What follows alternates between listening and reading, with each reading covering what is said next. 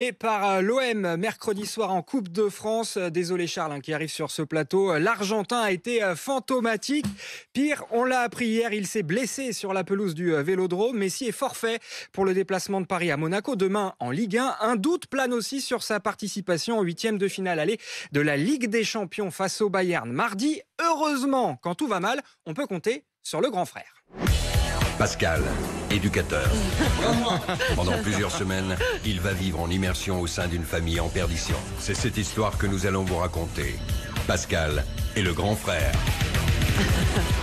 Alors non, Pascal non, je ne vais pas vous parler de Pascal, mais de Mathias, le grand frère donc de Lionel Messi. Car cette semaine, le frangin a craqué sur les réseaux sociaux.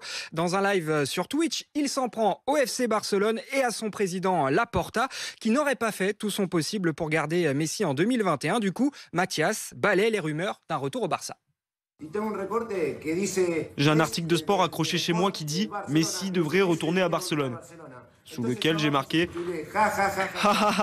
Nous retournerons pas à Barcelone et si c'est le cas, nous ferons un grand nettoyage. Entre autres, virer Juan Laporta. » Faire virer le président du Barça, le club qui a tant donné à Messi, ce dérapage embarrasse la famille. Elle a tout de suite pris ses distances. Je cite, l'opinion de Mathias est individuelle. Le principal intéressé, lui, s'est excusé. Mais malgré tout, Messi est en fin de contrat là avec Paris.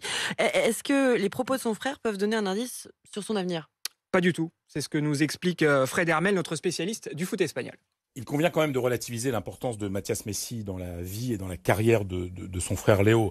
C'est Jorge Messi, le papa, qui commande la famille. Hein, ça, c'est clair. Et puis, il ne faut pas oublier non plus l'importance d'Antonella, la femme du joueur. De plus, il est quand même difficile d'imaginer que les déclaration de Mathias Messi soit un service commandé du joueur du PSG et qu'il représente finalement, qu'il reflète finalement les pensées intimes de Léo.